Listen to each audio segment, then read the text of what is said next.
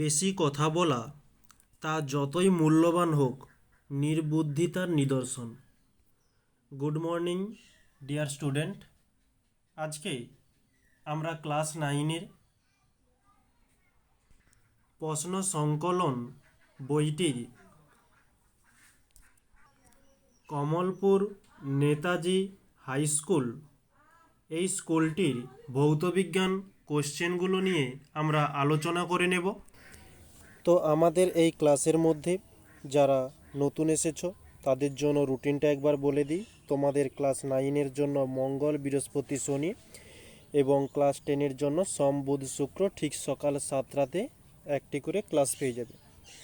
আর গতকাল একটা বিশেষ কারণবশত ক্লাসটা নিতে পারিনি, তো ওই ক্লাসটি আমাদের রবিবারে কোনো ক্লাস থাকে না, তো ওই যে ক্লাসটি অফ হয়ে গিয়েছিল ওই ক্লাসটি আমরা আগামী রবিবার দিন কমপ্লিট করে নেব। ওকে, তাহলে আজকে আমরা ক্লাসের দিকে যাই। তো আমাদের প্রথম কোশ্চেন 1-এর দাগে বলছে, জলে সাবান দিলে জলের কোনটি হয়ে থাকে? তো পৃষ্ঠটান কমে যায়। নেক্সট, পরবর্তী প্রশ্ন, স্প্রিংয়ের বল ধ্রুবকের মাত্রীয় সংকেত হলো যেটা m(t⁻²). নেক্সট, একটি সরু সূঁচ জলের ওপর ভাসে যে ঘটনার জন্য তা হলো পৃষ্ঠটান। পরবর্তী, কোনটিতে পরমাণুর সংখ্যা সবচেয়ে বেশি? তো এর সঠিক অ্যান্সার হয়ে যাবে 18 গ্রাম CH4। তো কিভাবে হয়েছে সেটা তোমাদের একটু ক্যালকুলেশন করে একটু দেখিয়ে দিচ্ছি।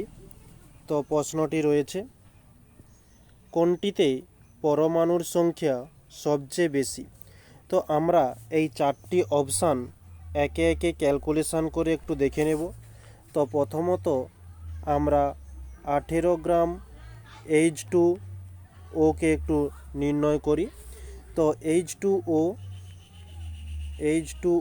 এর আণবিক ভরটি আমরা নির্ণয় করব।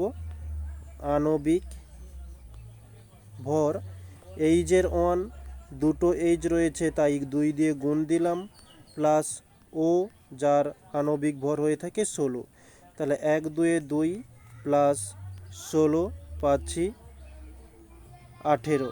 ওকে, তাহলে আমরা এখানে লিখতে পারি 18 গ্রাম H2O-তে পরমাণুর সংখ্যা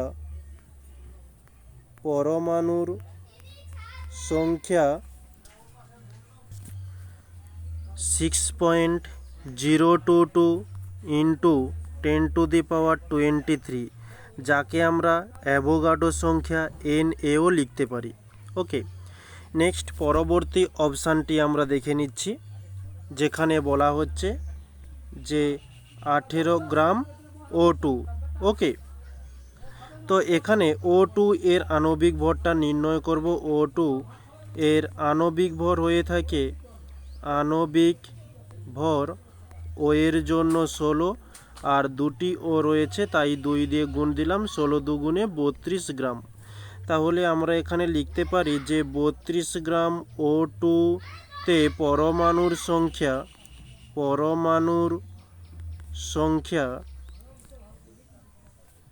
6.022 ইন্টু 10⁻23, এই সংখ্যাটিকে না লিখে আমরা Na লিখে দিচ্ছি। ওকে, তাহলে 18 গ্রামের জন্য বলেছে 18 গ্রাম O2-তে পরমাণুর সংখ্যা কত হয়ে যাবে? যে Na মানেই হচ্ছে কি যে 6.022 ইন্টু 10⁻23। ওকে, তাহলে Na/32 ইন্টু 18। তাহলে আমরা যদি এটা ক্যালকুলেশান করি, 2 দিয়ে দিই, 2 লং 18, 2 1 2, 2 6 12। তাহলে 9কে 16 দিয়ে ভাগ দিলে তাহলে আমরা পেয়ে যাব Na-কে, তো Na চলে এলো এবং এই 9কে 16 দিয়ে ভাগ করলে পাচ্ছি 0.56। ওকে, এটি আমরা ক্যালকুলেশান রাখলাম। নেক্সট পরবর্তী অপশানটি আমরা দেখছি। তো পরবর্তী অপশানে কি বলছে একটু দেখে নিই, যে 18 গ্রাম CH4।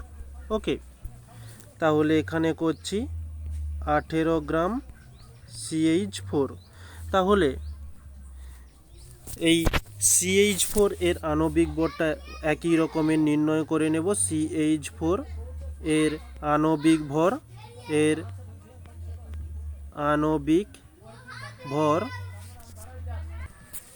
আণবিক ভর কার্বনের জন্য হয়ে যাবে 12, এইচের 1, 4টি এইচ রয়েছে তাই 4 দিয়ে গুণ দিলাম, 12 প্লাস 1 4 4 অর্থাৎ পাচ্ছি 16।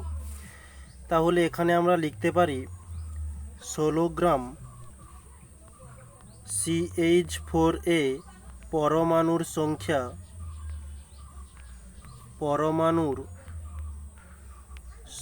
সেই অ্যাভোগাড্রো সংখ্যা যাকে আমরা Na দ্বারা চিহ্নিত করি।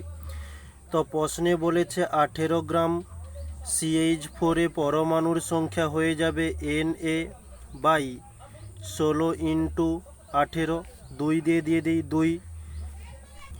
2 আসতে 16, 2 লং 18। তাহলে Na চলে এলো, 9কে 8 দিয়ে ভাগ করলে আমরা পেয়ে যাব 1.12। ওকে, এই পর্যন্ত থাকলো। নেক্সট পরবর্তী আমাদের যে অপশান ডি ছিল সেখানে দেওয়া ছিল যে 18 গ্রাম কার্বন ডাই অক্সাইড। তাহলে আমরা করি 18 গ্রাম কার্বন ডাই অক্সাইড CO2। তো এই CO2 এর আণবিক ভরটি নির্ণয় করে নেব। এর আণবিক ভর কার্বনের 12 প্লাস ও এর জন্য 16 ইন্টু 2 কেন দিলাম, কারণ 2টি ও অণু রয়েছে। তাহলে 12 প্লাস 16 দুগুণে 32 অর্থাৎ পাচ্ছি 44 গ্রাম। তাহলে আমরা লিখতে পারি 44 গ্রাম কার্বন ডাই অক্সাইড CO2 এর পরমাণুর সংখ্যা সেই অ্যাভোগাড্রো সংখ্যা Na। তাহলে 18 গ্রাম কার্বন ডাই অক্সাইডে পরমাণুর সংখ্যা নির্ণয় করব Na বাই 44 ইন্টু এদিকে 18, 2 দিয়ে দিই, 2 দুগুণে 4, 2 দুগুণে 4, এদিকে হচ্ছে 2 লং 18। তাহলে আমরা পাচ্ছি Na ইন্টু 9কে 22 দিয়ে গুণ করলে পেয়ে যাব 0.40। ওকে, তাহলে আমরা 4টি অপশান নির্ণয় করলাম। এবারে দেখছি যে Na প্রত্যেকটা অপশানেই আমরা তুলে ধরেছি Na।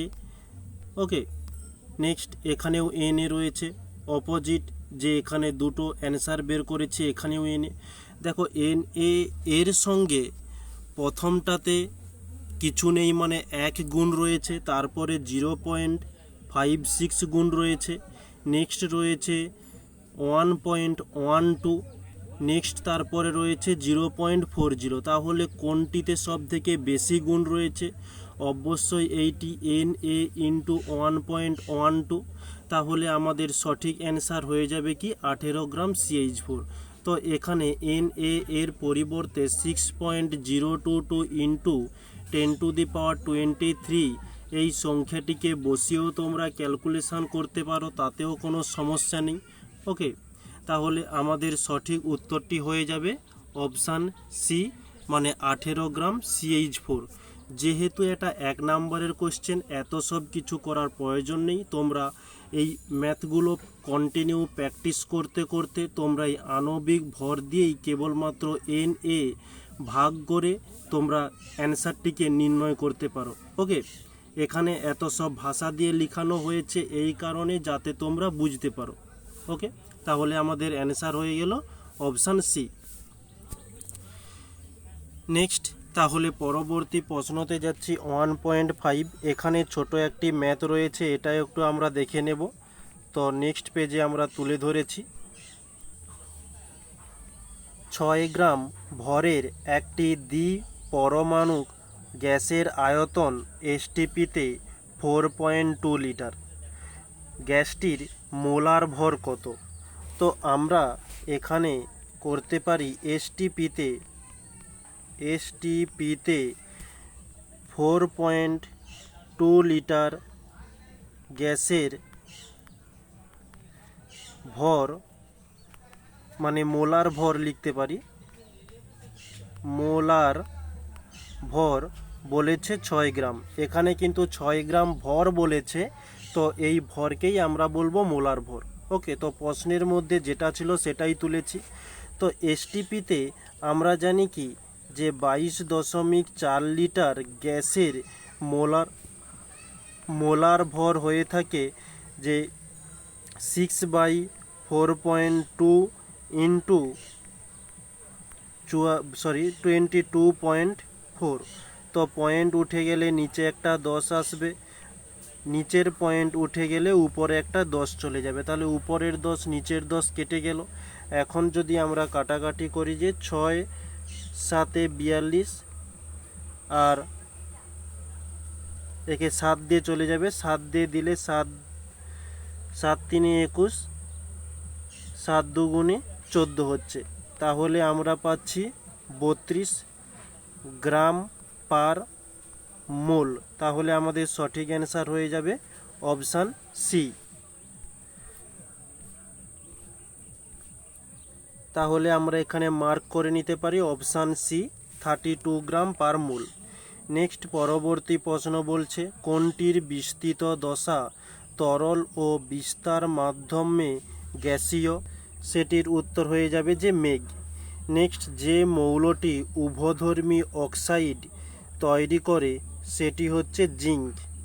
নেক্সট ত্রিক্ষারীয় অ্যাসিডের উদাহরণ হলো এই H3PO4। নেক্সট আমরা এখন সঠিক উত্তরটি বেছে নিয়ে লেখো। যে 1 নম্বরের কোশ্চেনগুলো ছিল সবগুলো কমপ্লিট করলাম। নেক্সট 2 দাগের প্রশ্ন, অতি সংক্ষিপ্ত উত্তর দাও। অ্যান্সারগুলো আমরা দেখে নেব। তো প্রথমত 2.1-এ একটা ম্যাথ রয়েছে, এটাও আমরা পরবর্তী পেজে তুলে ধরেছি, এখানে একটু দেখে নিই। 11 গ্রাম কার্বন ডাই অক্সাইড মানে CO2 গ্যাসের এসটিপিতে আয়তন কত? তো প্রথমত CO2 এর আণবিক ভরটি নির্ণয় করে নিতে হবে।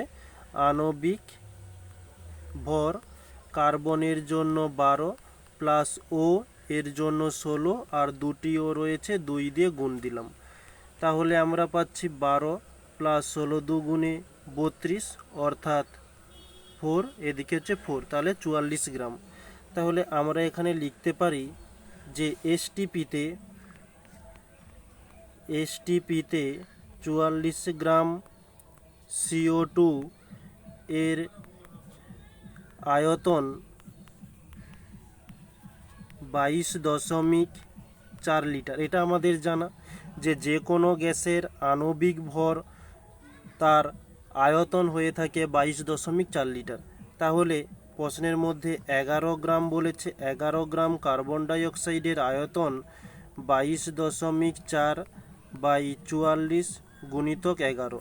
তো 11 দিয়ে দিলে 11 4 44, আমরা যদি 2 দিয়ে দিই 2 2 গুণে 4, এদিকে 2 1 2 2 1 2, পয়েন্ট চলে এলো 2 2 গুণে 4, আবারও 2 দিয়ে দিলে 2 5 10, পয়েন্ট আসছে 2 6 12।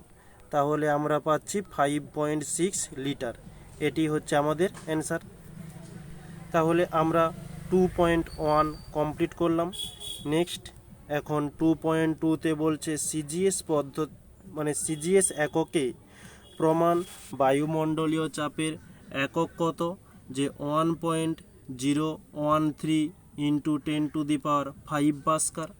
নেক্সট অথবাতে বলছে ব্যারোমিটারকে চাঁদে নিয়ে গেলে তার পাঠ কত হবে? আমরা জানি ব্যারোমিটার বায়ুমণ্ডলের চাপ মাপার যন্ত্র, যেহেতু চাঁদে কোনো বায়ুমণ্ডলই নেই তাহলে তার পাঠ হয়ে যাবে 0। নেক্সট দুটি উদ্বায়ী অজলীয় দ্রাবকের নাম লেখো। তো এখানে 2.3 দিয়ে লিখে দিচ্ছি যে তরল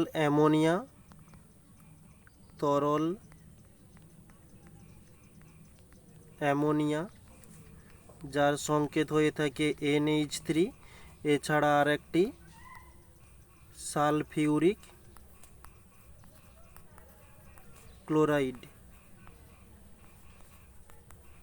ক্লোরাইড যার সংকেত হয় SO2Cl2। ওকে, নেক্সট পরবর্তী বলছে অথবাতে দুটি কঠিন অ্যারোসলের নাম লেখো, যেটি হয়ে যাচ্ছে ধোঁয়া, বায়ুতে ভাসমান ধূলিকণা। নেক্সট বলছে তরলে ভাসমান বস্তুর সাম্যের শর্ত কী? তো এটা নেক্সট পেজে দিয়ে দিয়েছি।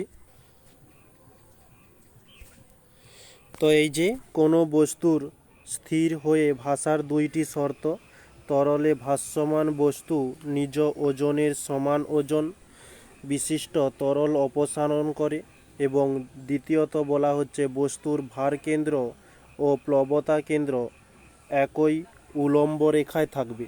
ওকে, তাহলে এটি হচ্ছে 2.4 প্রশ্নের অ্যান্সার।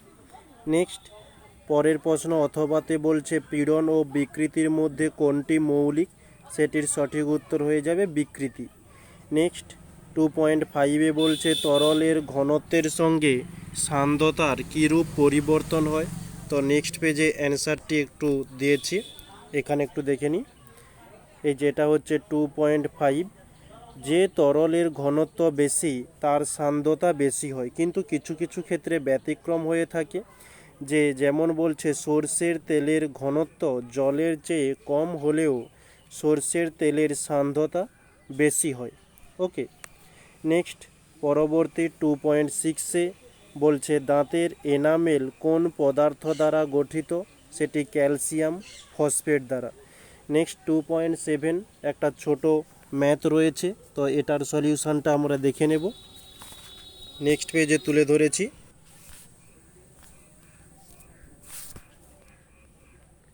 একটি যন্ত্র 10 সেকেন্ডে 110 জুল কাজ করলে যন্ত্রটির ক্ষমতা কত? তো এখানে সময় দিয়েছে 10 সেকেন্ড, তারপর বলেছে কাজ মানে ডাব্লু সমান 110 জুল, তো ক্ষমতা পি সমান জিজ্ঞাসা চিহ্ন। তো আমরা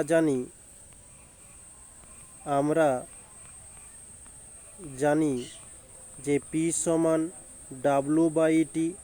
তো ডাব্লু এর মান 110 জুল বাই টি 10 সেকেন্ড, 0 কেটে গেল, পড়ে থাকলো 11 জুল পার সেকেন্ড।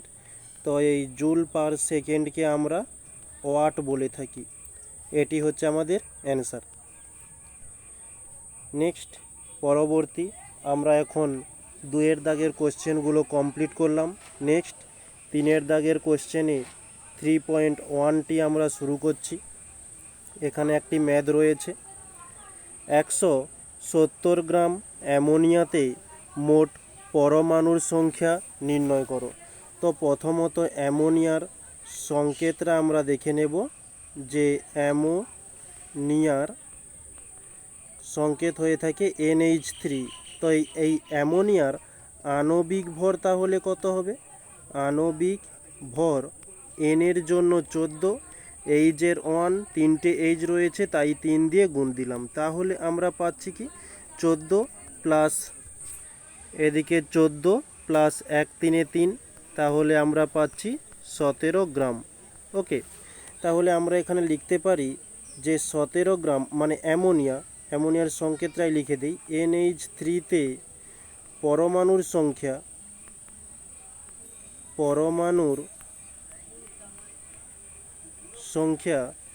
6.022 ইন্টু 10⁻23। আমাদের প্রশ্নে বলেছে 170 গ্রাম NH3তে পরমাণুর সংখ্যা কত হয়ে যাবে? যে 6.022 ইন্টু 10⁻23 বাই 17 ইন্টু 170। তাহলে 17 দিয়ে কাটলে 17 একে 17, একটা 10 আসছে, তো এই 10-এর সঙ্গে গুণ করলে আমরা পেয়ে যাব 6.022 ইন্টু 10⁻23। তো 10⁻23 এর পরিবর্তে আমরা 10⁻4 করব। কেন? কারণ 1-এর পিঠে 23টা শূন্য ছিল, তার সঙ্গে আরও একটা শূন্য যোগ হয়ে গেল, তাহলে আমরা করতে পারি 10⁻24। এটি হচ্ছে আমাদের অ্যান্সার। নেক্সট পরবর্তী প্রশ্নতে বলছে প্রকৃত দ্রবণ ও কলয়েডীয় দ্রবণের যে কোনো দুটি পার্থক্য লেখো। তো এখানে কয়েকটা পার্থক্য দেওয়া হয়েছে, তোমাদের যেটা পছন্দ, যেটা তোমরা পারবে সেটা তোমরা করে নিও। নেক্সট পরবর্তী প্রশ্নের দিকে যাচ্ছি। তো পরবর্তী প্রশ্ন একটা, তো ওরই সঙ্গে একটা অথবাতে কোশ্চেন ছিল, যেখানে একটু ম্যাথমেটিক্যাল প্রশ্ন, এটার সলিউশনটা আমরা দেখে নিই।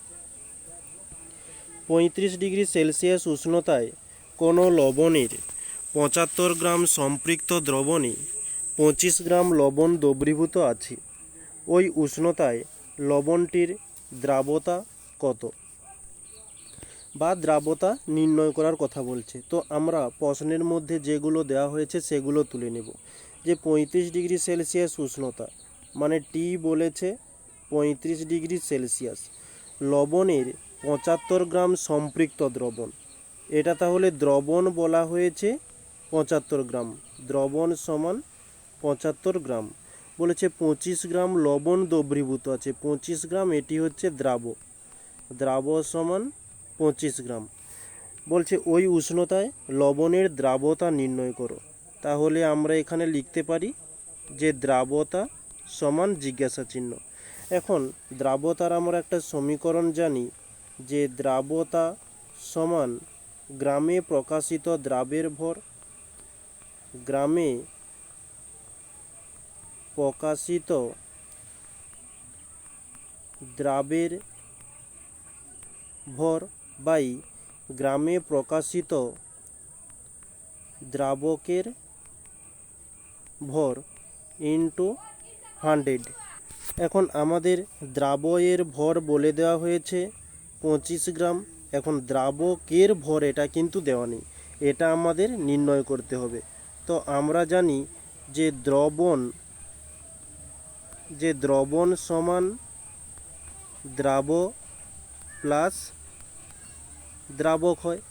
যদি আমরা দ্রাবক নির্ণয় করি তাহলে আমরা পাবো কি দ্রবণ মাইনাস দ্রাব।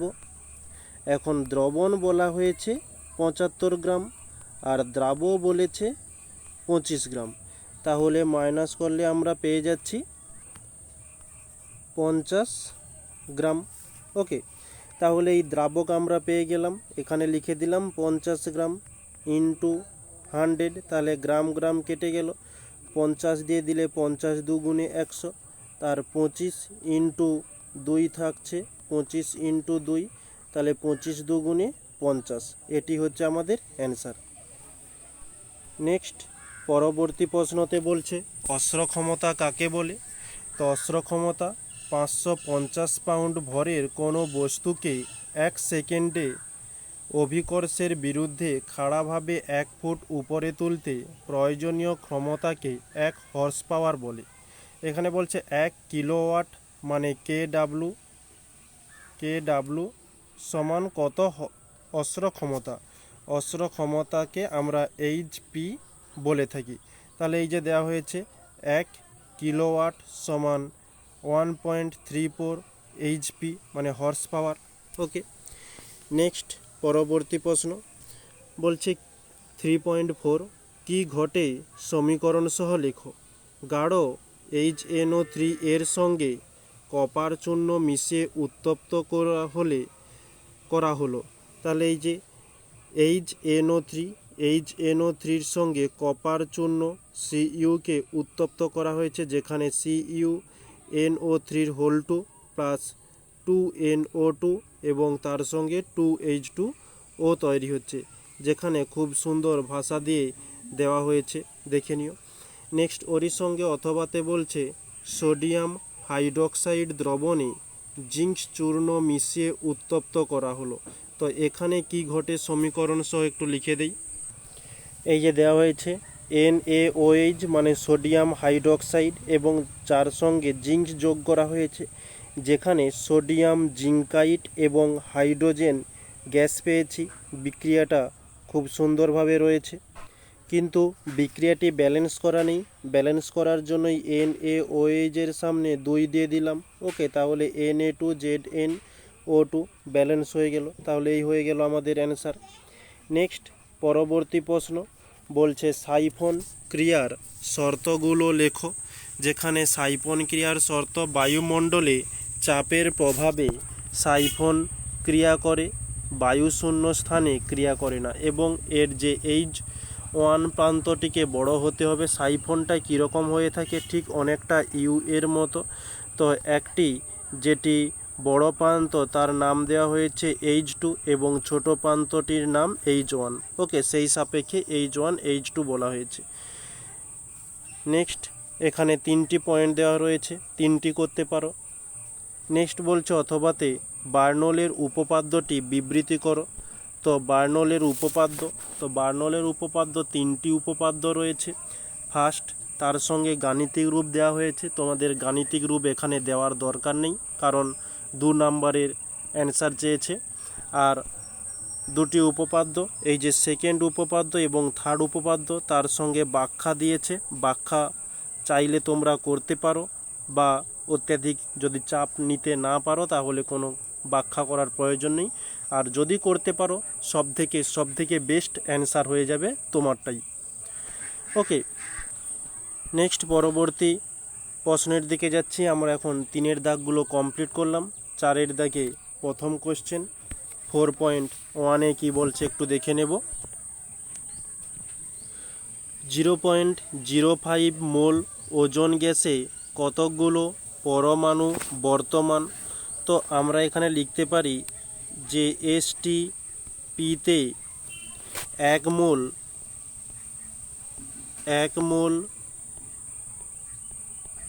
ওজন গ্যাসে অণুর সংখ্যা বা পরমাণুর সংখ্যা, এখানে পরমাণু চেয়েছে, পরমাণুর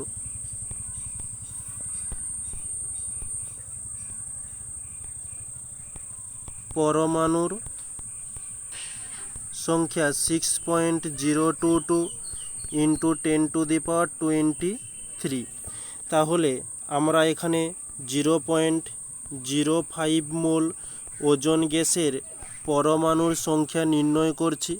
তাহলে হয়ে যাবে 6.022 × 10⁻23 বাই 1 × 0.05।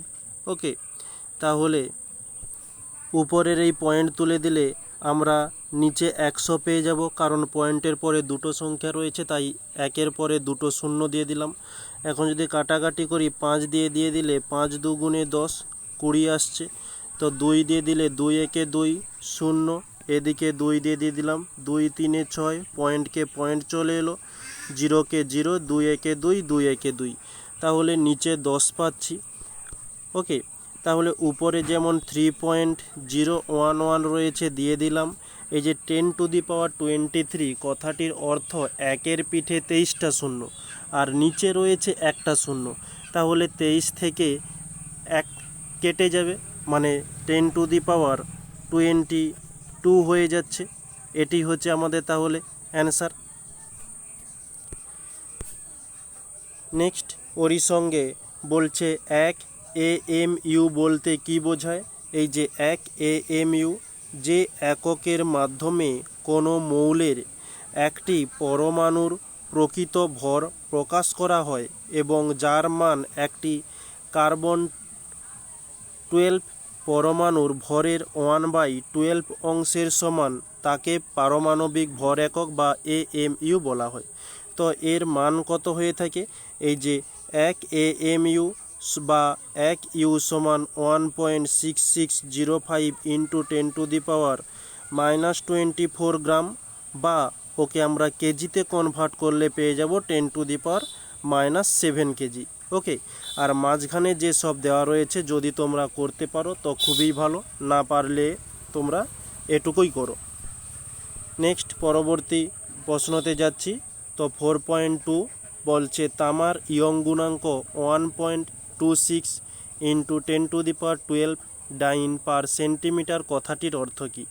যে 1 সেন্টিমিটার তামার তারকে টেনে বিকৃতি করতে 1.26 × 10⁻12 ডাইন বল প্রয়োগ করতে হবে। নেক্সট ওর সঙ্গে বলছে হুকের সূত্রটি বিবৃতি করো। তো হুকের সূত্রটি এই যে হুকের সূত্রতে বলা হয়েছে যে স্থিতিস্থাপক সীমার মধ্যে পীড়ন ও বিকৃতি পরস্পর সমানুপাতিক। পীড়ন সমানুপাতিক বিকৃতি।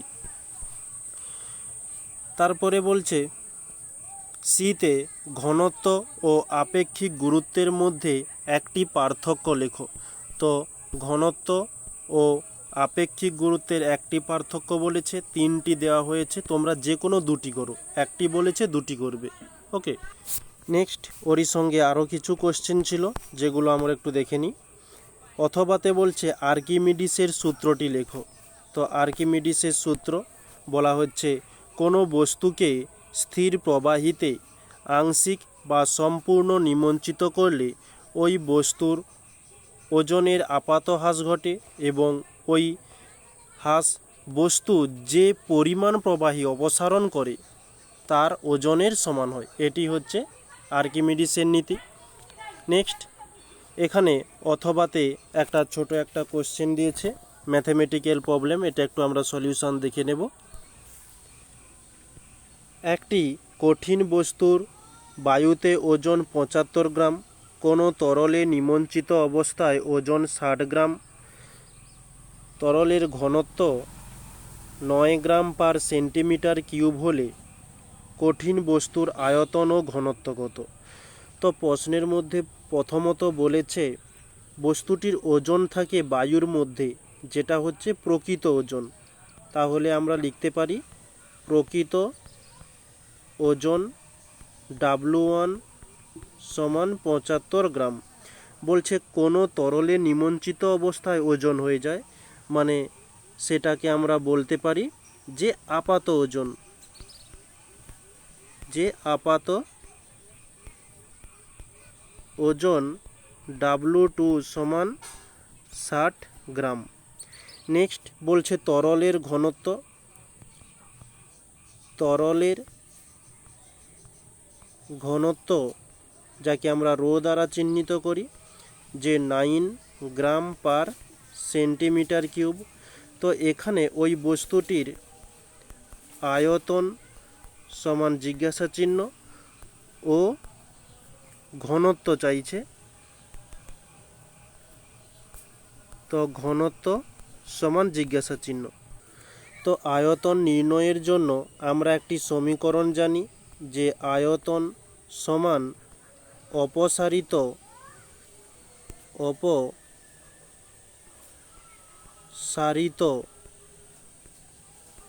তরল বাই তরলের ঘনত্ব, বাই তরলের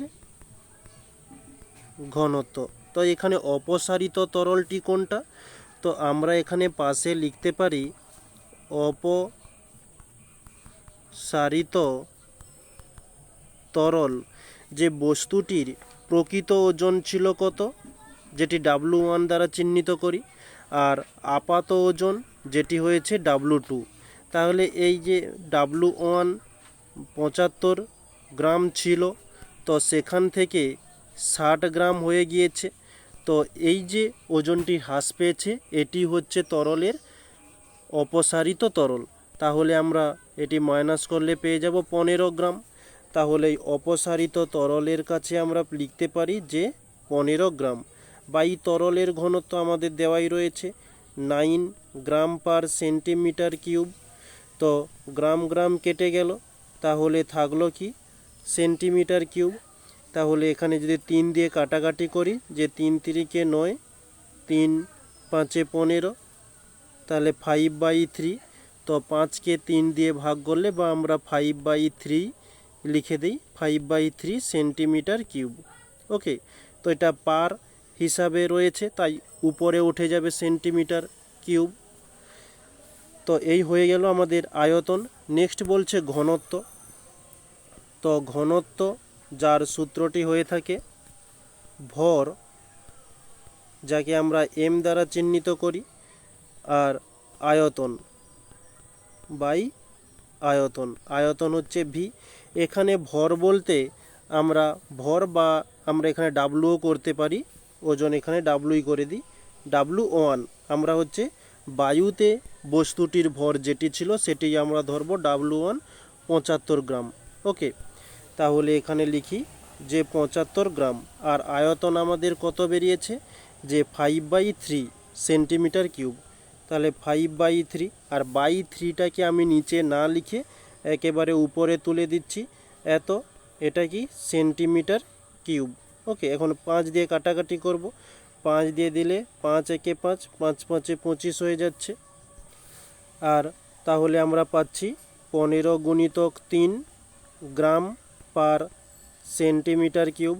তো 15 × 3 = 45 গ্রাম পার সেন্টিমিটার কিউব। এটি হচ্ছে আমাদের ঘনত্ব। এই হয়ে গেল আমাদের অ্যান্সার।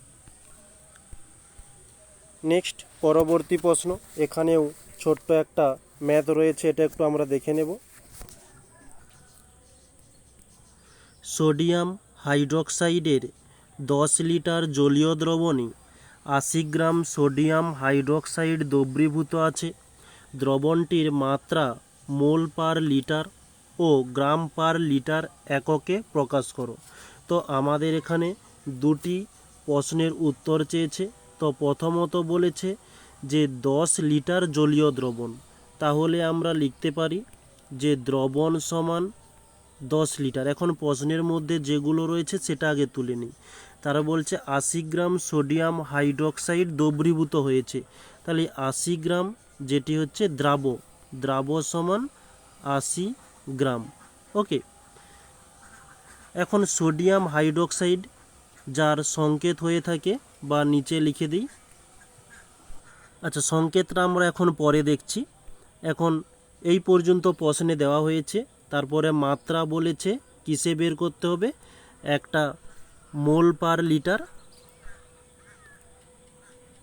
মোল পার লিটার এককে নির্ণয় করতে হবে, আর একটা রয়েছে যে গ্রাম পার লিটার, এটা আমরা পরে দেখছি যে কি রয়েছে।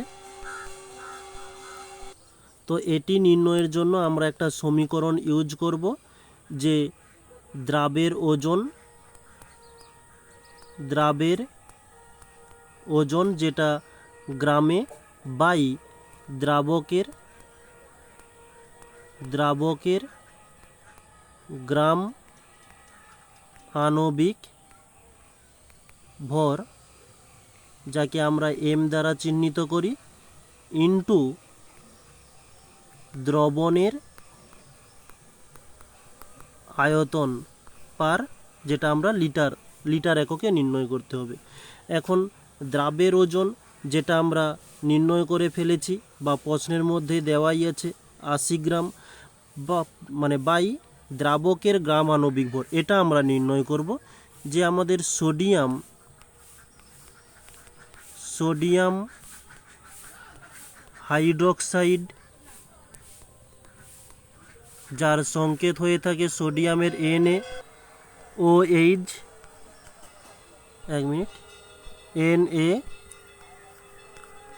NaOH।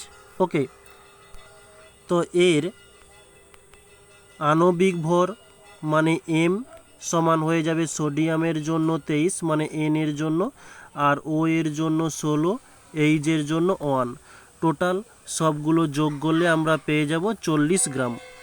তাহলে দ্রাবকের গ্রাম আণবিক ভর এখানে আমরা লিখতে পারি 40 গ্রাম।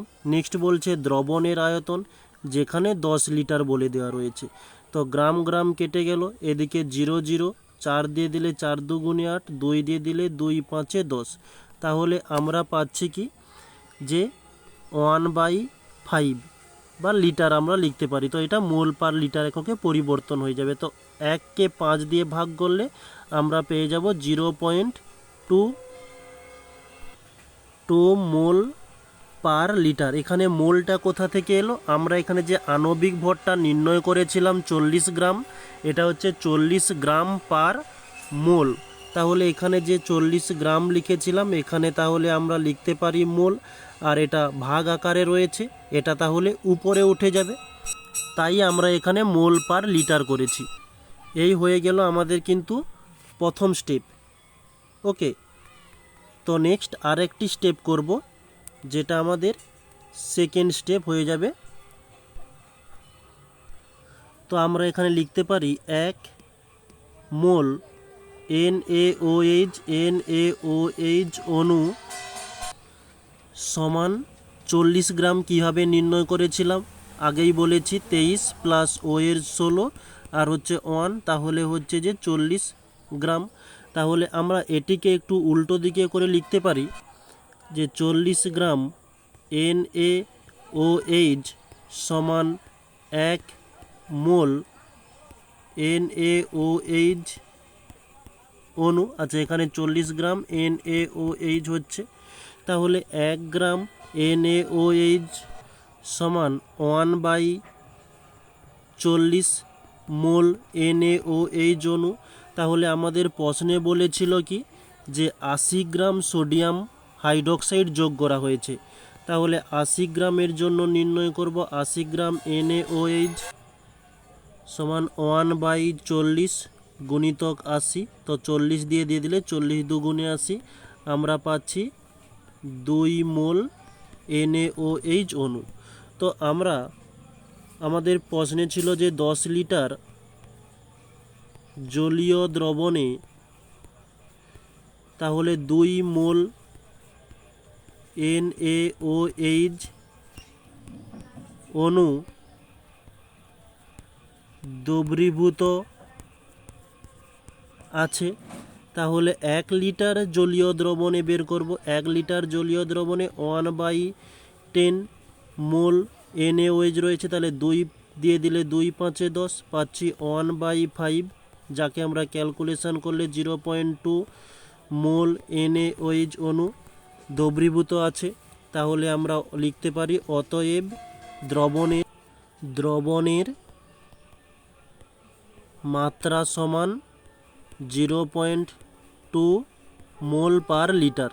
ওকে, এখন আমরা এতক্ষণ মোল পার লিটারটা নির্ণয় করলাম, এখন হচ্ছে গ্রাম পার লিটার বাকি রয়েছে, এটা আমরা নির্ণয় করব। তো গ্রাম পার লিটারটা নির্ণয় করছি, গ্রাম পার লিটার। ওকে, তো এর জন্য আমরা ঠিক একই রকমের একটু ছোট কাজ করব, যে 10 লিটার জলীয়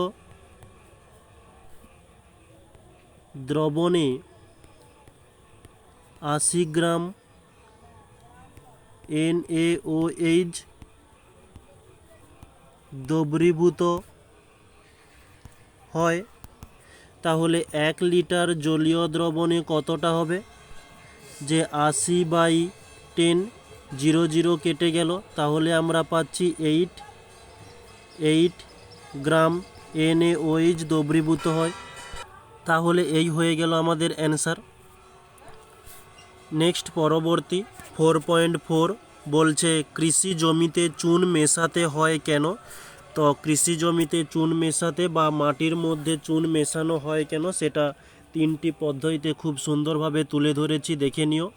নেক্সট ওরই সঙ্গে বলছে বাতাসে উপস্থিত কোন গ্যাসগুলি অ্যাসিড বৃষ্টির জন্য দায়ী?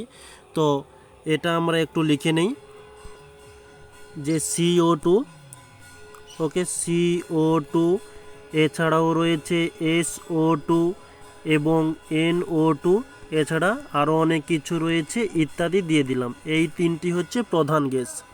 নেক্সট পরে অথবাতে বলছে বলয় পরীক্ষায় উৎপন্ন যৌগটির নাম ও সংকেতটি লেখো। তো বলয় পরীক্ষায় যৌগের নাম লিখে নেই, লিখতে পারি পেন্টা অ্যাকোয়া নাইট্রোস